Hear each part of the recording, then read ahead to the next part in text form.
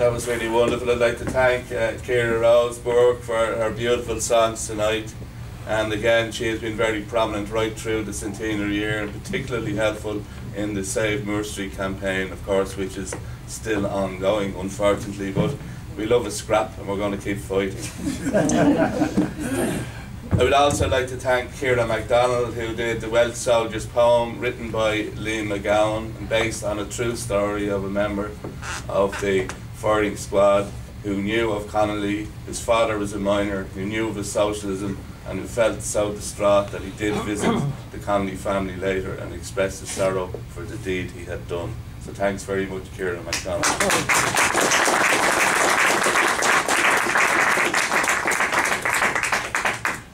The concept and the title of Child of the Rising, as I said earlier, was that of James Connolly Heron, grandson of the great Ina Connolly, who of course with her sister Dora went with dispatches up to the north, and of course the effect of the countermanding order up there made their trip fruitless.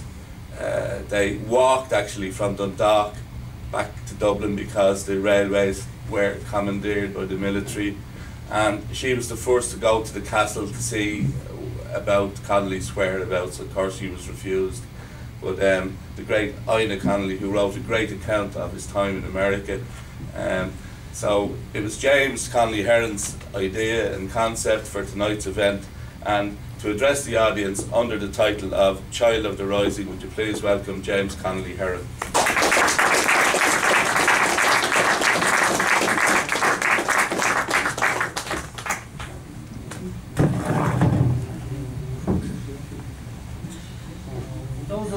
Those of you who know Frank, of course, know that he's a very modest character. And it's one thing to have good ideas, but it's another to have somebody to implement them. And if you ever wake up in the middle of the night, as Frank puts it, with a good idea, my recommendation is you immediately ring Frank Allen. Frank Allen. I also do Chinese takeaway. Frank Allen. My experience, Frank Allen, is whenever a good idea emerges, he always says, "Let's do it," and that's why we're here today, this evening. Obviously it's been an amazing year of celebration, commemoration, and at events like this I'm always mindful, as I'm sure everybody in this room is, of people who we've lost along the way, who really should be here at these events. And I think it's fitting that we pay tribute to those, our missing family and friends, this evening with a round of applause.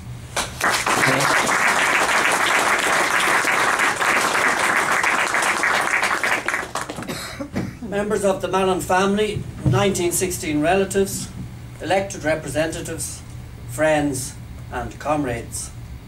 We gather here at this historic location, at this historic time, in honour of Father Joseph Mallin SJ, the sole surviving child of a 1916 leader, and in tribute to the supreme sacrifice of his father, Michael Mallin, executed in the cause of Irish freedom. Michael Mallin was the eldest of 9 children of John Mallin, a carpenter by trade who with his wife Sarah Nee Dowling and children lived in a tenement in the Liberties, and Michael received his early education at the National School at Denmark Street. When he was 15, he was persuaded by an uncle to enlist in the British Army as a drummer. During the early years of his service, he was stationed in Britain and in Ireland. In 1896, his regiment was sent to India, where he served out the remainder of his almost 14-year career. It was during Mallin's time in India that he became radicalised. On his return to Ireland, he became a silk weaver's apprentice under his uncle James, who had by then retired from the British Army. In 1903, he married Agnes Hickey, whom he had met during his early home service in the army. They had 3 sons and 2 daughters. He became a leading official in the Silk Weavers Union. During the 1913 lockout, Mallin led a strike of silk workers at the Hanbury Lane factory. The strike lasted for 13 weeks, with Mallin an effective negotiator on behalf of the strikers.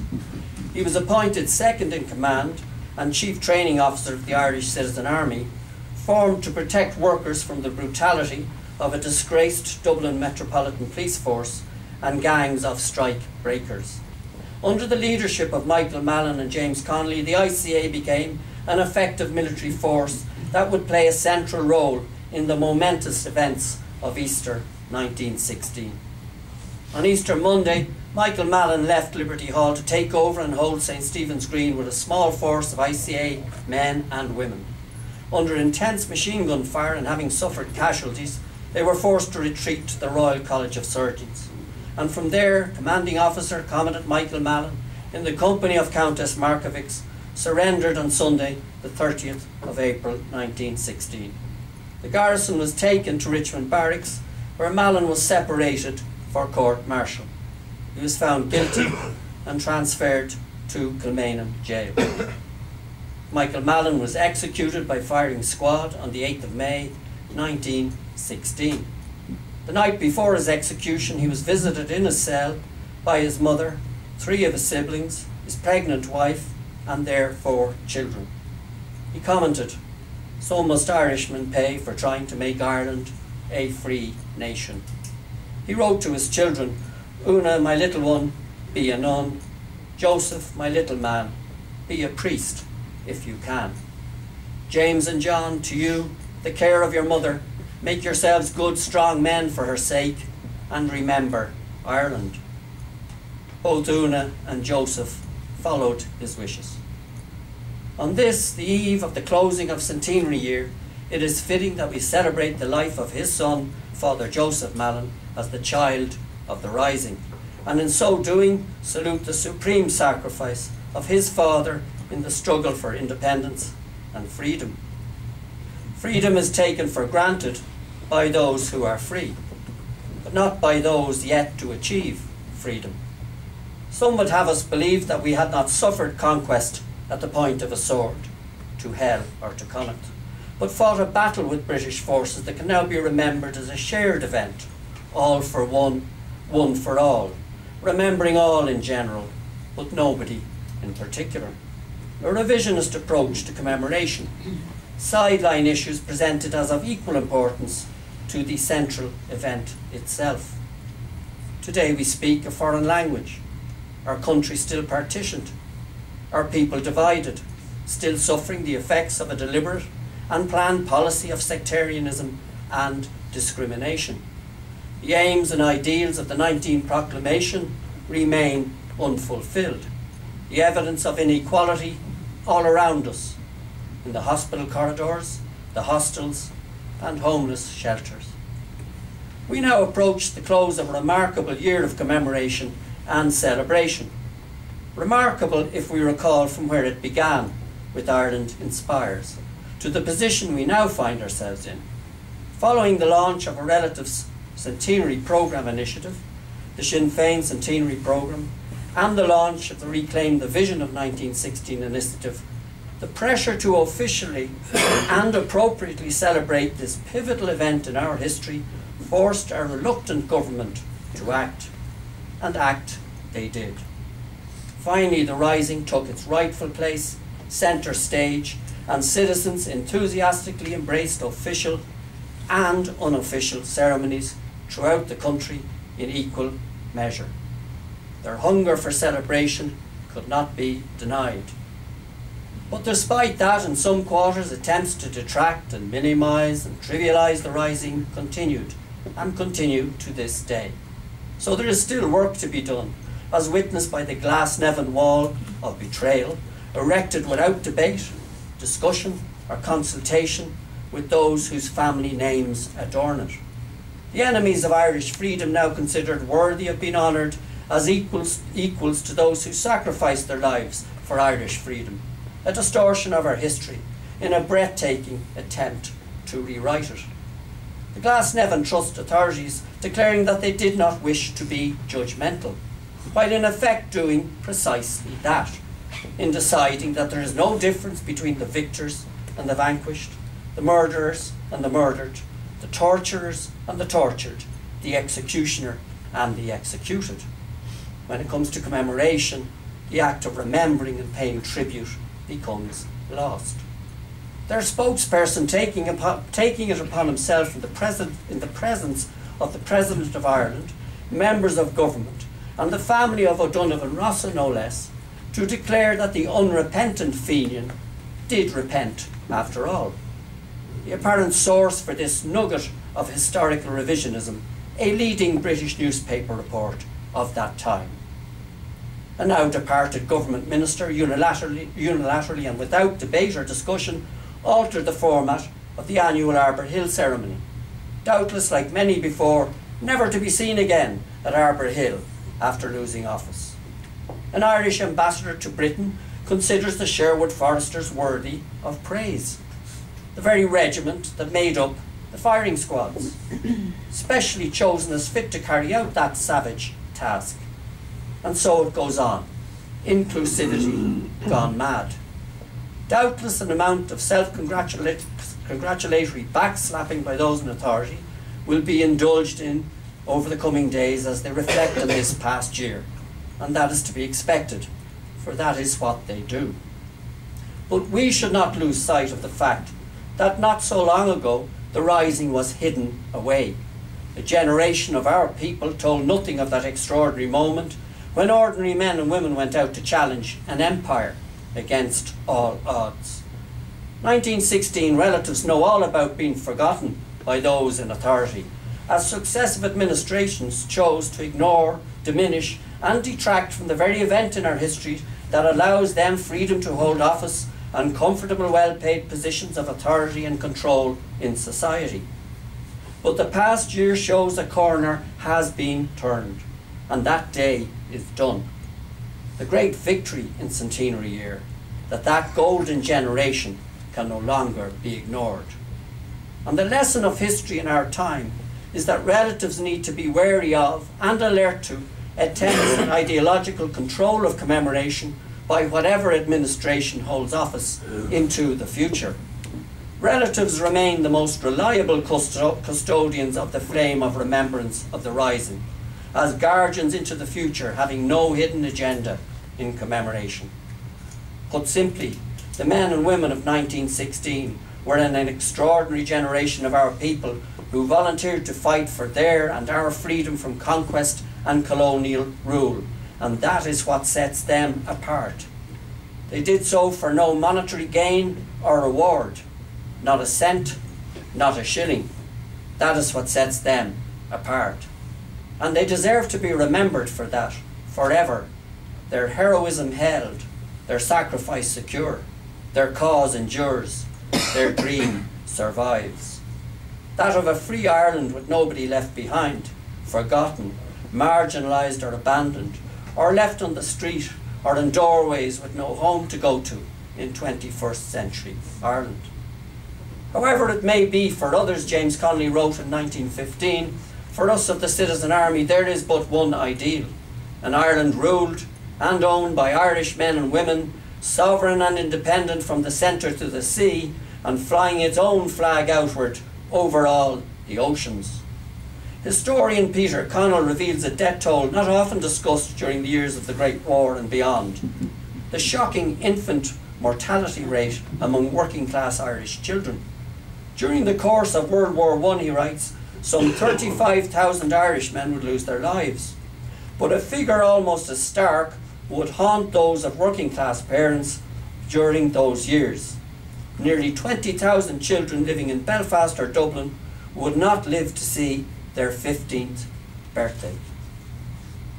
An infant born in a working class family in Belfast or Dublin in January 1915 had roughly the same chance of seeing out the war as their father or their uncle on the front, Connell explained. So home rule, of course, was never the goal of the Citizen Army. An Ireland free from the plough in the field to the stars in the sky was their aim. Michael Mallin represents all that was best and brightest in that struggle for freedom, and we are privileged to honour his son at this ceremony at this historic home this evening, and in so doing we salute his courageous father, a hero of our history. His beloved son, Father Joseph Mallin, was born in September 1913. He became a Jesuit priest and teacher in Hong Kong and celebrated his 102nd birthday in 2015. He is the last surviving child of a 1916 leader. He was present in the very prison cell on the eve of his father's brutal execution. Asked about his father, he once said, "Quite wisely, my mother did not talk much about my father. Rather, she let me become aware as I grew up. She did not want to burden us with her sense of loss and deep sorrow. Maybe to do so would have been too difficult for her. Her own father had died when she was 19 years old. He was a Fenian, an exiled, and active in 1867. So Joseph Mallin learned gradually about the father he never knew from family, friends, and historical records, the effect of an execution passed to the next generation. Our free will is not to choose what we would like to do, but what we ought to do, he said. The two can be the same in some cases. It meant I would meet many who had by their actions showed unselfishness, even though they lost out thereby. I did meet many such people in 1966, he said. Like father, like son. We wish Father Joseph Mallin continuing good health and happiness into the future. His presence among us is a constant reminder that on the centenary of that great event of world significance for our generation, it is a mere one lifetime away. It was yesterday. His presence as the child of the rising is our closest living link to that never-to-be-forgotten golden generation of our people, the brave men and heroic women of the glorious Easter Rising. In the darkness of despair, they saw a vision. They emerged out of the darkness of slavery into the bright new dawn of liberty, and we are forever in their debt. This centenary presentation honours Father Joseph Mallin and recognises the ultimate sacrifice made by his father, Michael Mallin, in the cause of Irish freedom. Never had a man or woman a grander cause. Never was a cause more grandly served. The Seven Lives for Liberty team can think of no more fitting way to close a memorable centenary year than this. Thanks to the members of the Mallin family for honouring us with their presence here this evening. Thank you all for making this evening so very special. Happy New Year to all. Gurmila, Mila, Mahid, Galer.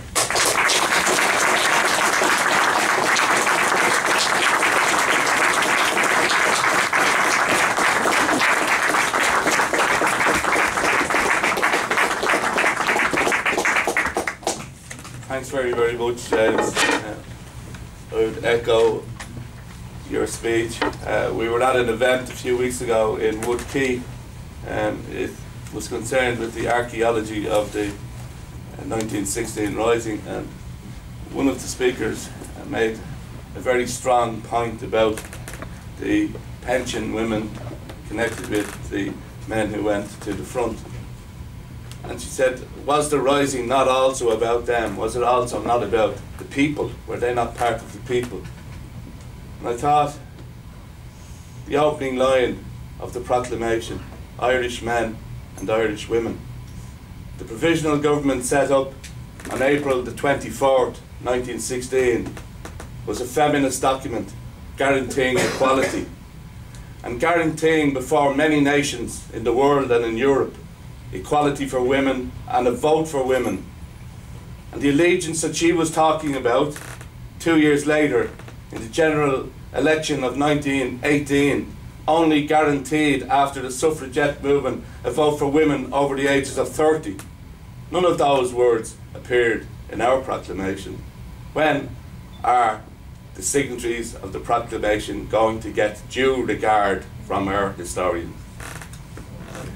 I would like to thank Tommy Smith from the Ireland Institute, Larry Kieran, again, who looked after us today. Big thanks to Michael O'Flanagan, who has done Trojan work for us here in the Pearse House, and also who was very helpful in designing the presentation, which we will see in a few minutes. I would really like you to put your hand together as well for our technician Alan Lynch, who has always helped with our projects during the year. Thank you, Alan.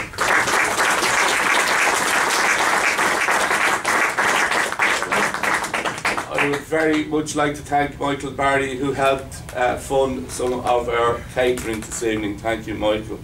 I read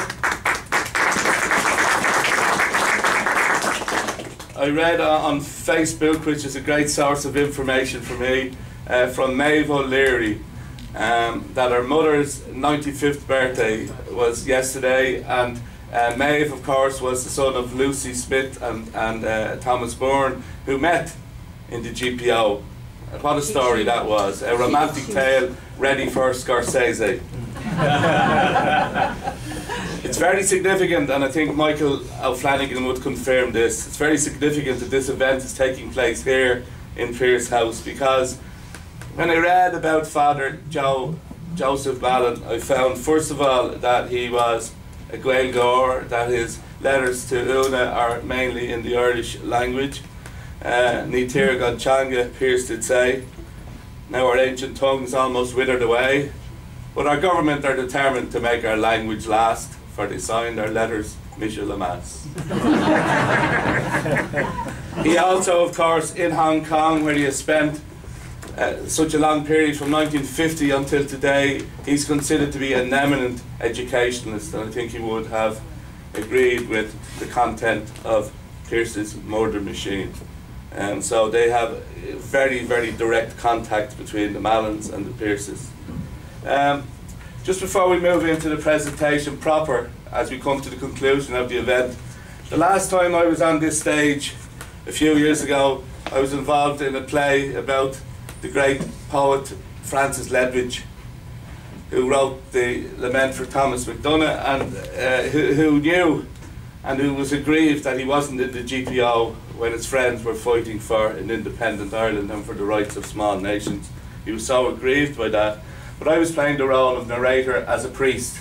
So if you can imagine me now in priest garb for a few minutes, I took the absolute liberty today to try and imagine what Father Joseph Mallin would be thinking. And if you bear with me for 1 minute, this is roughly what I thought he might be thinking. I called it Two Patriot Fathers. I find it hard to believe, my age that is, should people actually live this long? Mind you, I'm not complaining. I like it here in Hong Kong. When I was a little boy, only 2.5, my pregnant mother brought me to Kilmainham jail on the night of the 7th of May. I have no memory of it. My mother later told me I was asleep. I didn't understand anything then, but somewhere in the recesses of my mind, I know my mother cried and cried. My father asked that he would have a son a priest, a daughter a nun. 3 of us answered that call. I have been out of Ireland since 1948, first in China and then Hong Kong. But Ireland and her travails are always with me, especially now in the Centenary Year. My eyes are still good, not so my hearing, but I soak up all the news. I need to. It's my compulsion. Now a long 100 years have passed, and although I accepted exile in the name of my vocation, now I ponder long and hard. So on my knees tonight I speak this fervent prayer. My father and others chose to fight for the freeing of our nation. I hope the Irish people will one day soon, finally, honour their proclamation. Yeah.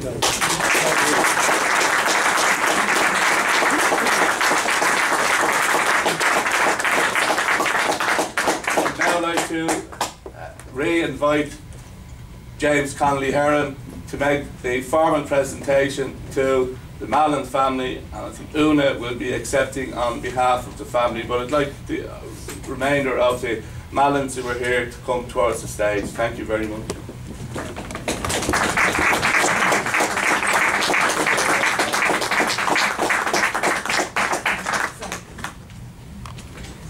Úna. Do you want to do it now? Yeah, Úna, yeah. Okay. Úna would like to read a short letter. You okay? Yeah, fine. Okay.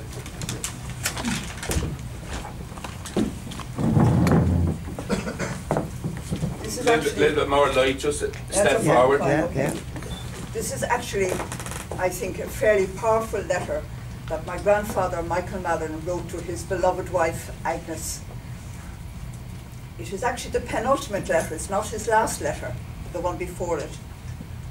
And it's after a week of fierce fighting, exhausted and hungry, heartbroken by the decision to surrender and knowing full well what the outcome would be, my grandfather wrote this beautiful note to Agnes, his beloved wife whom he adored. His note is written on the inside of a used envelope that has been torn open at the sides. We're not exactly sure how the note was delivered to my grandmother, but it is thought that it is understood that his youngest sister, Katie, a member of the Citizen Army, carried the letter to her sister-in-law, Agnes. And this is the letter, the note actually. My darling wife, all is lost. My love to all my children, no matter what my fate. I am satisfied I have done my duty to my beloved Ireland and you and to my darling children. I charge you as their sole guardian now to bring them up in the national faith of your father and of my faith, of our unborn child. May God and his blessed mother help you and it. I said all was lost.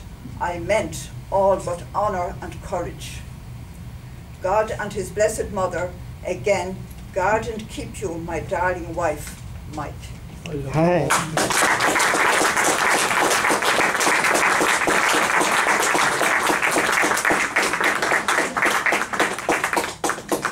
Just the final act on behalf of the Seven Lives for Liberty production team, on behalf of Frank Allen, myself, on behalf, I suppose, of you all. It gives me great pleasure. I feel honoured and privileged to Move a present bit this, forward for photographs, because we need a little bit more light. Yeah. to present this memento to mark Father Joseph's long life and the sacrifice made by his father. So, without further ado, I would like to now present it formally to all your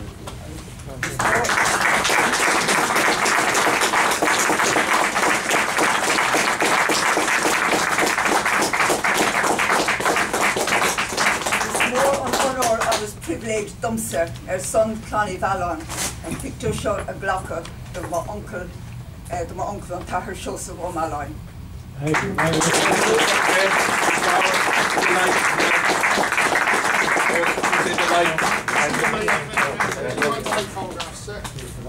Just hold it square.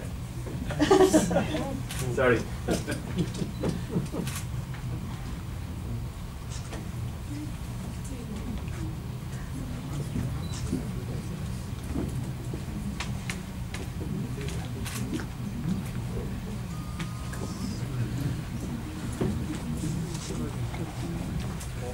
Just hold it there for a second.